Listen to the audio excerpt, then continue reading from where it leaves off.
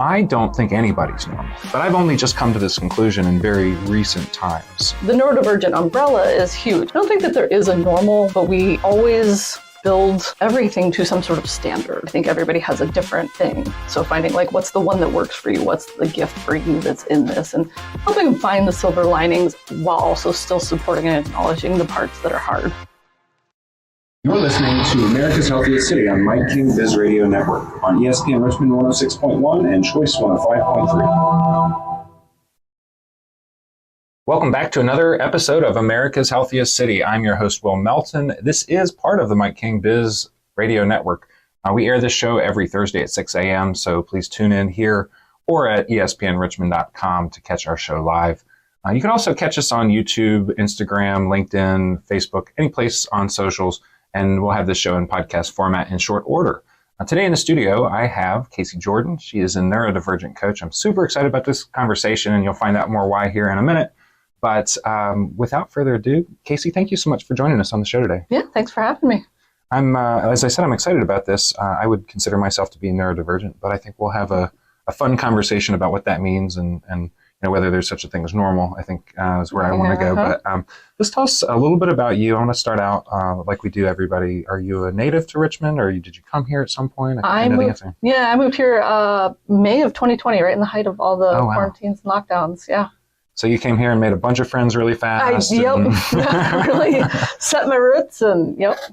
And you came from Montana, is that right? Okay. So why Richmond and what? Yeah. My husband's work, he opened an office for his company down here, and he and I were looking for a little bit of adventure in life, and we said, what the heck, and volunteered to be the ones to open the office and made the move. Cool. Yeah. Very cool. And so you already doing this kind of work before you moved to Richmond? And I've been doing coaching work in various capacities for about a decade now, but I wasn't into the neurodivergent coaching until about the last year and a half. Okay.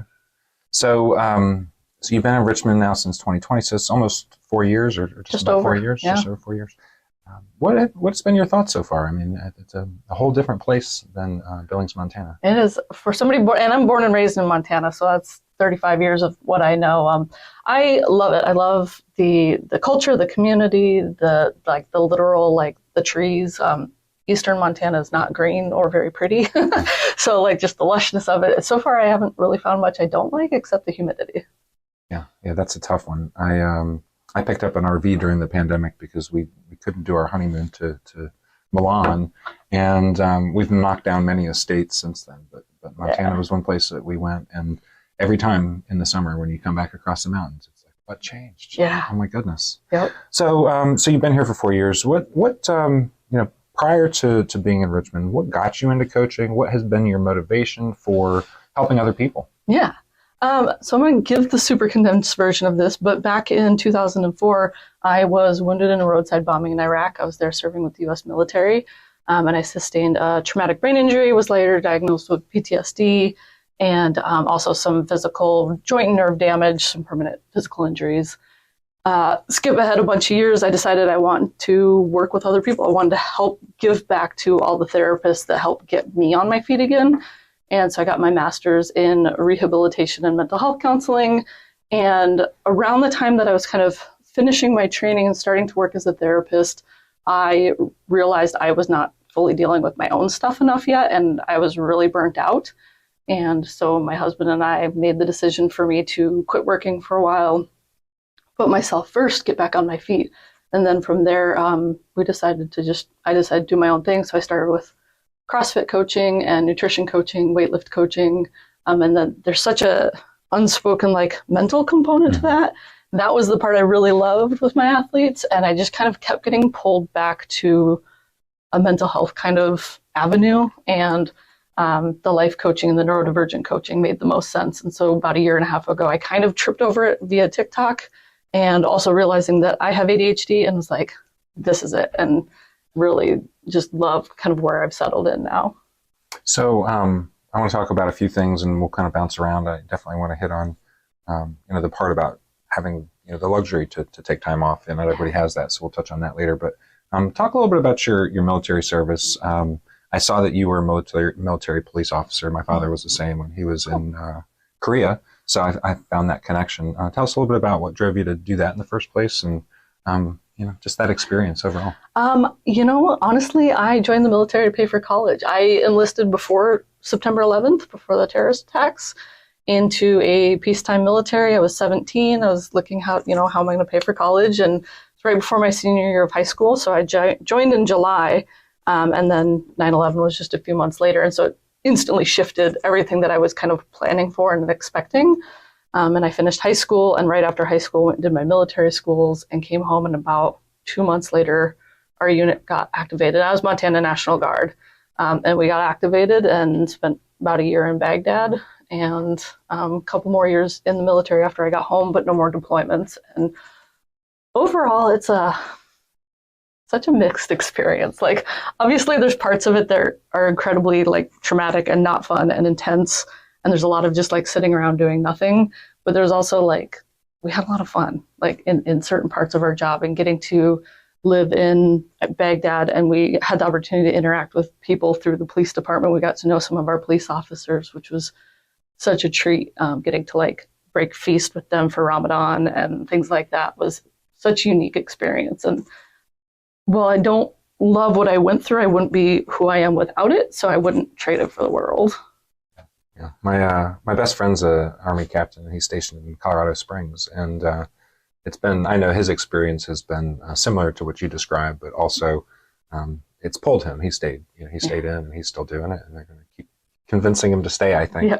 But I had planned on being career military, and right about the time my enlistment was coming up, we were getting ready to head to Afghanistan, and my mom said, if you sign those re-enlistment papers, I'm divorcing you. Deal. Which was the right choice. I really wasn't ready for another deployment. But well, I read in Never Split the Difference, a book about negotiation, that the jugular for anybody is the mom. Mom, yep. Mom opens up anything that we need. Yep. So let's talk a little bit about your transition into this space. You're not the first coach that I've spoken to that started in the fitness space and then, really saw that. My own fitness coach, we had a similar conversation, when he came into the studio. So you got into neurodivergent coaching, you said, about a year ago. Mm-hmm. Health and fitness to coaching in general to very specific form of coaching. What motivated you to choose that? And, tell us how it's been. Been amazing. One of the big motivations is I kept seeing a big gap in just support for neurodivergent adults. And there is a rapidly growing wave of especially elder millennials and young Gen Xers who were undiagnosed their whole life. And now 30, 40, 50 years old are finding out they have autism and or ADHD. Sometimes a lot of them already know that they have PTSD and anxiety and depression. And everything they thought they knew about themselves and life just got upended. And there was kind of this gap of a lot of the ADHD and autism resources are for children, or they only focus on that disorder. And I saw the space for myself with the brain injury and the PTSD, these all play off of each other. And I wanted to be able to come in and give that support of how do we start to untangle all the messaging you get from society about being lazy or too loud or too weird or dumb, and all of those messages get internalized, and then you find out it's actually because you have ADHD and your brain just doesn't fit in the modern school system. So part of my job is helping people undo all of that messaging and learn new stories about themselves. And part of my job is literal strategies and tools. How do we help you show up to work on time and get projects done without having to pull all-nighters at 40 years old, that kind of stuff. And I love the challenge every client brings, because even though every single one of my clients has autism and or ADHD, they also have their own life experiences. And they say, if you've met one person with autism, you've met one person with autism. And so I love the diversity that all my clients bring and the new challenges they bring. And when the light bulb clicks, I had a client this morning and I said something and you just see the relief. And she was like, oh, you mean that's not true? And it was just I just live for those moments. Yeah. Yeah. Well, I, as somebody who knew that I struggled and didn't have some skills or the ability to present as my peers did, I maybe was frustrated by that. I maybe wanted to be more like them. It wasn't until I was in my 20s that I realized that, oh, wait, you're probably ADHD and you should go see a doctor and see what they have to say about it. In the time since, I did a brief a little bit of non-stimulant medication, and it didn't work for me. It wasn't enough. And I think eventually I just didn't want to take medicine every day. Yeah. So, but in the time since, I've come to learn that my brain being different has been a tremendous gift. And for a lot of reasons that we can get into. But tell me a little bit about the experience you have with clients going from seeing their challenge as a disability, perhaps. Does everybody come around eventually to kind of seeing it as a gift, or is there some mix of that? Yeah, a mix, and I firmly believe there's a mix too, because the reality is the way our society is structured, certain elements of most mental health, neurodivergent needs don't fit in. And so like if you have to interact with the world outside of your house, at some point you will probably be disabled in some capacity. That doesn't mean you can't find accommodations, you can't learn to live within that and work within that, but there is still that balance. And so like I never want to take that away from them, but then also helping them find their strengths. Like the amount of entrepreneurs who have ADHD, like it's astronomical compared to the general population, because I think we have this like, I personally have this kind of ability to see things from like 100 different perspectives and really see outside the box. And like, so helping my clients find what their special trait is, because I think everybody has a different thing. And so finding like, what's the one that works for you? What's the gift for you that's in this? And helping them find the silver linings while also still supporting and acknowledging the parts that are hard. Well, we're going to spend a little bit more time talking about this when we come right back. We'll take a quick break. Thank you for listening to America's Healthiest City on Mike King Biz Radio Network. Welcome back to the show. If you're tuning in to America's Healthiest City for the very first time, please visit americashealthiestcity.com to learn about our 10-year community partnership to make Richmond, the entire region, the healthiest in America by 2033. We have a place where companies can sign up to be ambassadors to help us with this mission. We have a place where people can submit ideas to our ideas board. And if you just want to peruse the ideas and leave some comments behind, we welcome that as well. We're in the studio today with Casey Jourdan. She is a neurodivergent coach. And we're having a wonderful conversation about those of us who have brains that operate maybe just a little bit differently than society kind of paints a picture for. So I want to talk about that idea of normal. Casey's, I don't think anybody's normal, but I've only just come to this conclusion in very recent times. You work with a lot of different people. You've worked with people that didn't identify as neurodivergent before. What is your take on this front of this expectation that there is a normal classification of what it's like to be a human being in our society? Yeah, I think like a lot of things, I agree that there probably isn't a normal, but we have picked a particular baseline of kind of what has been deemed socially acceptable, what has been deemed normal, and without getting like too political, like white, patriarchal, like that's where it kind of stems from. And so that's been deemed normal, but even within that, there's still a lot of diversity. And like when we talk, the neurodivergent umbrella is huge. I mean, it's anxiety, depression, the autism, ADHD, it's all sorts of disorders. And so a lot of people have little components of these. And so I don't think that there is a normal, but we always build everything to some sort of standard. And now you could build something to a standard that is completely neurodivergent friendly, but even that, there isn't like a single neurodivergent commonality. And so, yeah, I don't think there's necessarily is a normal, but the reality is like that's how society's been built. So we have to play the game until society adapts enough that we see the neurodivergence and the differences and can integrate them easier. So we can't have this conversation without getting somewhat political. So I want to talk about the education front and this space that we create for people to learn and grow. If we have this faction of people that fit into that, quote unquote, normal society, I fear that we're just training people to kind of fit into this box and not discover their own talents because they're not forced to cope with, the world as we know it. I've found, and kind of reflecting on my life and just as early as today, when I was 3 years old, I learned how to tie my shoes with the bunny ears method because I couldn't learn the loop, swoop, and pull. And to this day, people laugh at me when they see me tie my shoes, but it works for me. It's easier than doing the other way. And I've done that with algebra and other things that I've had to learn my way of learning how to do things. And I've met other people that struggled. And when they learned my way, it was easy for them. Yeah. So I don't know. That was a statement, not a question. But I agree. Like, I think school system employment settings, we need more flexibility. We need more options. Like, I watch this. I don't have kids, but I watch this Discord on the internet about like Common Core math. And like when I see examples of Common Core math, it instantly makes sense to me. I struggled through every ounce of math I ever took. Kindergarten through college, I had tutors to get through math classes. And now at 40 years old, I see Common Core and I'm like, oh, well, now I know how to do that in my head. And like, I don't think it's necessarily a right or a wrong, but we need more options. Some kids learn more visually. Some kids learn more tactilely. I was just discussing with my husband the other day. I was like, can you learn just from a lecture or do you need to see someone do it? He's like, no, I need to do it myself. And like, we need to create systems where when we're training employees, when we're training kids, try writing right-handed. Okay, now try writing left-handed. Which feels better to you? And like, let us figure out which way to tie your shoes feels better. Oh, you're struggling? Let's try this version.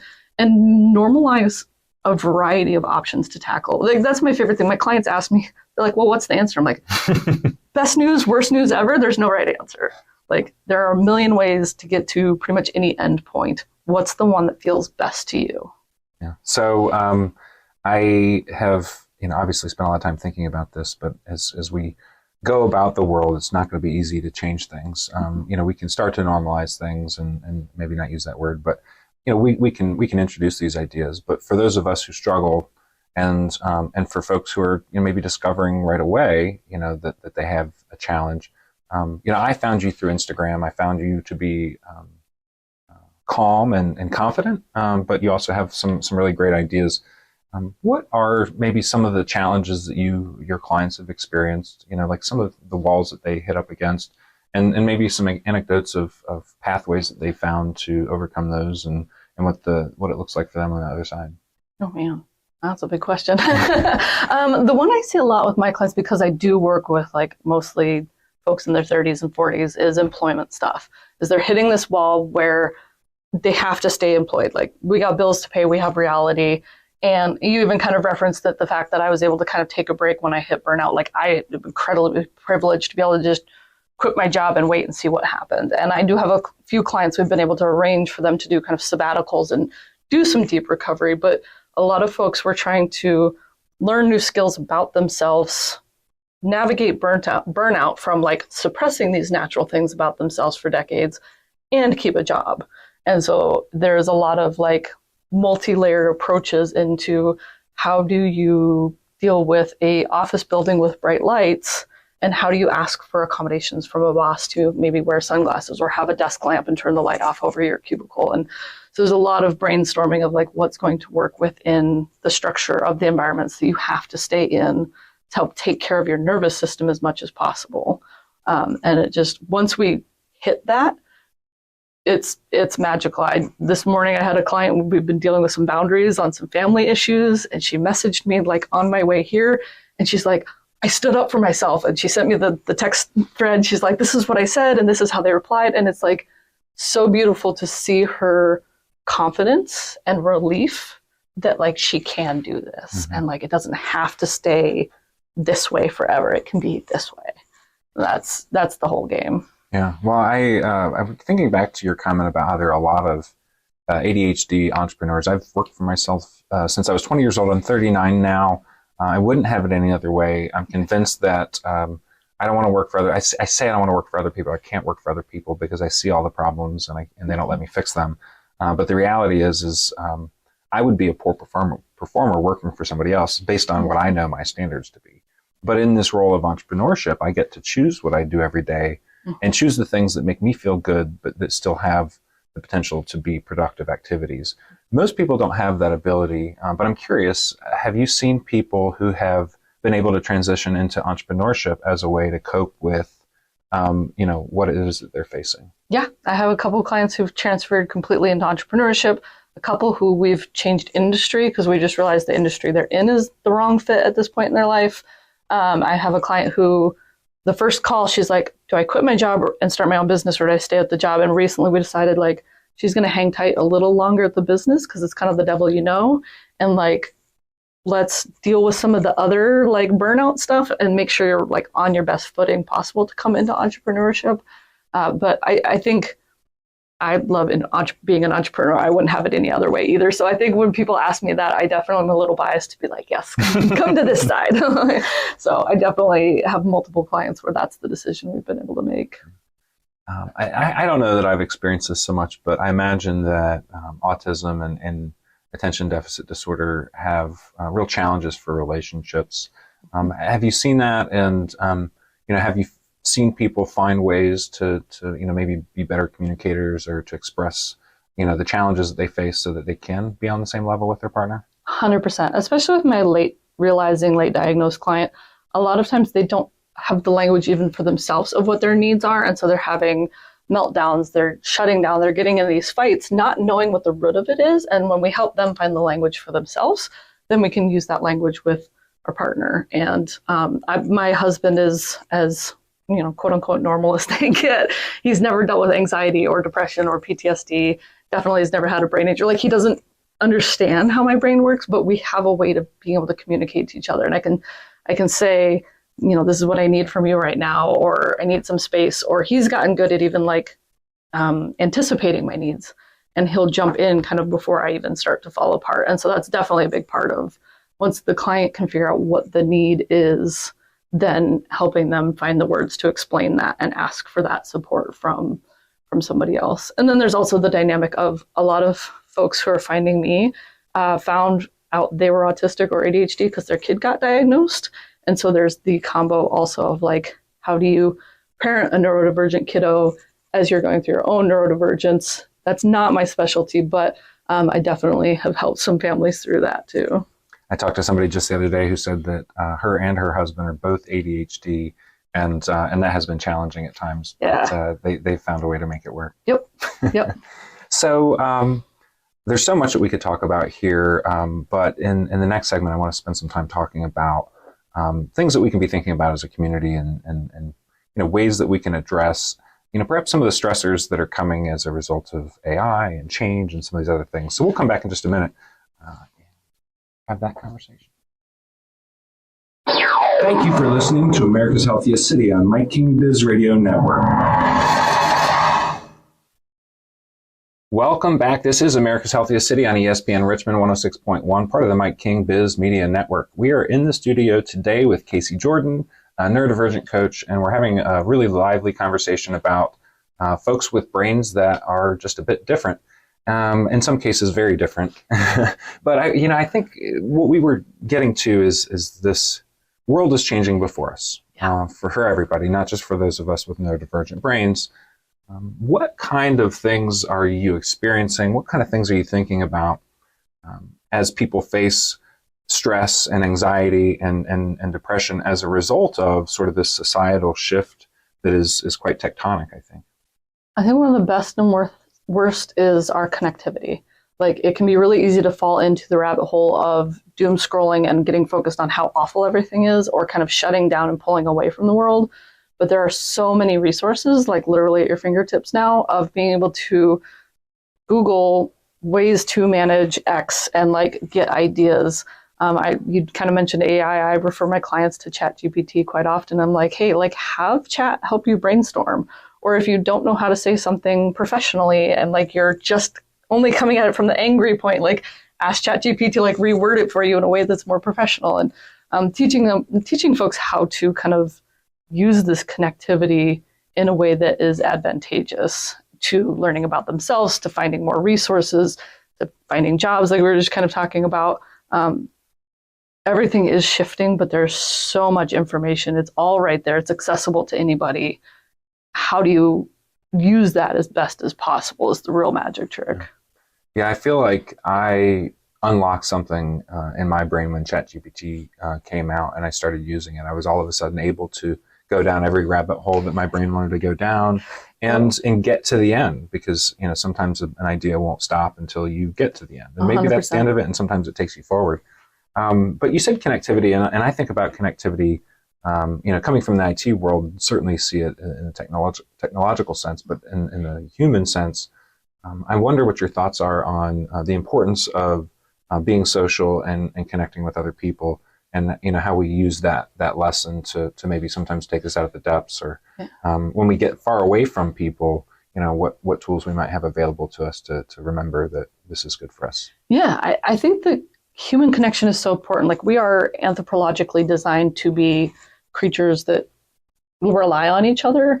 And I think sometimes, especially with neurodivergent folks, our desire is to pull away. Like, a lot of us label ourselves as introverts. We have sensory issues. People, like, being around people is exhausting, but the reality is we need it. And so, like, when I teach about self-care, I talk about social self-care. And so making sure that you not only take time to rest from people after you've had like a family reunion, yes, take a couple days away from everybody. But if you're feeling really stuck in like the deep, dark bads, this is the time to reach out to people. This is the time to call your best friend, whether that's FaceTime and Zoom or a real life get together if you can. I recently have started using Meetup to find some like local groups that are doing things I'm already interested in that I can just kind of show up and be on the edge of and like be around people without having to interact. Or some of them I've started making some really good friends. And so, yeah, there's a lot of ways to do that. But I think at some point, a lot of us do need people, but it also kind of conflicts with some of like our neurodivergent needs. And so like being able to see and balance that. Yeah, I was thinking back to the reason why they call it a lifeline on Who Wants to Be a Millionaire, right? Who are you going to call when you're in dire straits and you need serious help? Yeah. So let's talk a little bit about Richmond specifically. I think Richmond's certainly changing a lot, and there are some economic pressures and certainly opportunities as well. Do you have any specific ideas on ways that people here locally can think about other people who may not be experiencing life the same way as them, or just ways that we can all come together to think about how we become healthier? I mean, it's not always going to be that we get skinnier or that we get more fit, but there's this whole societal health that we've got to think about. Yeah, I think these conversations are the first place, is having the openness to explore. If you don't know what the word neurodivergent means, like hang tight, like go back and listen to this whole interview again, is explore what these things mean so that you can start to have a sense of it. And then also, like, as we do community things, building them, a lot of times when we talk about like DEI, like diversity, equity, inclusion, we talk about physical disabilities and visible disabilities. And absolutely, we need to be talking about those, but we're missing a lot of invisible disabilities. And so if you're hosting an event, if you're running a conference, having a sensory room, a place where the lights are low, it's quiet, maybe some comfy chairs that people can kind of pull out and recharge. I went to an event, and they actually, for the closing event of this like 3-day conference, they had a big party. A lot of conferences kind of do. And they labeled it the extrovert and introvert side of the party. And so on one side, it's flashing lights, karaoke, a DJ, like it is a party. And then in this other room, it was soft lights, soft music, comfy chairs, quiet conversation, connection, and like very, for most of us, neurodivergent friendly, like looking at kind of who was in which room, is being able to just see that there's not, I said it before, there's not one right way to do any of this. And so starting to ask questions and look at ways that are different from how we've already been doing it. Well, I love that idea and example. I can see myself thriving in both of those environments, and so I want to go to the next event that's like that. Yep. Well, something else that we ask everybody, and we never have enough time to talk as deeply as I want to talk about these subjects, so we'll have to have you back. But, who's somebody else out there in the community of Richmond that is doing good work that you think we should have a conversation with? I am a big fan of Rachel Cook. Okay. She's a local business owner, and the forefront of her business is doing business in a way that is healthy and sustainable, and also promoting women in leadership and getting more like women who are making lots of money and doing lots of good. Cool. Well, I can't wait to meet her, and I hope she'll say yes to my invitation. Yeah. Lastly, for the folks out there listening, how can people find you? And I take it you're open to be booked? Absolutely. Yes, I do have some one-on-one spots. Best way to find me is TikTok, Instagram. It's at Casey Jourdan. My website is caseyjourdan.com. Look me up, and I'm always open to hit me up with a message, say hi, give me a follow. Well, thanks for sharing with our listeners today, and for having a conversation with me. I was a special topic for me, and a really good conversation. Thank you. Awesome. Thank you. This was America's Healthiest City on ESPN Richmond 106.1. Catch us each Thursday at 6 a.m. on the network. You can also catch this show live on LinkedIn and YouTube streaming at the same time every week. We'll catch you next week.